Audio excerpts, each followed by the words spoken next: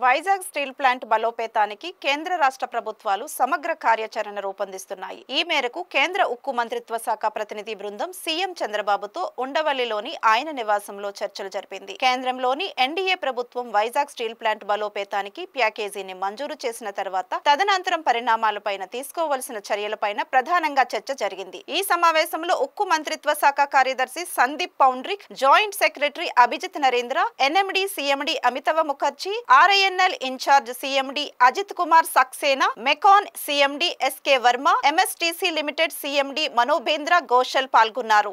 సమావేశంలో పాల్గొన్న కేంద్ర ఉక్కు శాఖ సహాయ మంత్రి భూపతిరాజు శ్రీనివాస్ వర్మ రాష్ట్ర ప్రత్యేక రక్షణ దళంతో ప్లాంటుకు భద్రత కల్పించడానికి రాష్ట్ర ప్రభుత్వం ముందుకొచ్చినందుకు గాను ముఖ్యమంత్రికి కృతజ్ఞతలు తెలిపారు. మరోవైపు స్టీల్ ప్లాంట్ పురోగతిని క్రమం తప్పకుండా సమీక్షించడం, ప్రస్తుతం పనిచేస్తున్న 2 బ్లాస్ట్ ఫర్నేసులతో పాటు 3వ ఫర్నేసును కూడా తిరిగి ప్రారంభించడం వంటి అంశాలను ప్రతినిధి బృందంతో ముఖ్యమంత్రి చర్చించారు. వైజాగ్ స్టీల్ ప్లాంట్తో తమ రాష్ట్రానికి భావోద్వేగ అనుబంధం ఉందని, దీనిని పరిరక్షించుకోవాల్సిన అవసరం ఉందని ముఖ్యమంత్రి అన్నారు. స్టీల్ ప్లాంట్ బలోపేతం చేసేందుకు తమ అభ్యర్థనను పరిగణనలోకి తీసుకుని ఆర్థిక సాయం ప్రకటించినందుకు ప్రధాని నరేంద్ర మోదీకి, కేంద్రానికి ముఖ్యమంత్రి ధన్యవాదాలు తెలిపారు.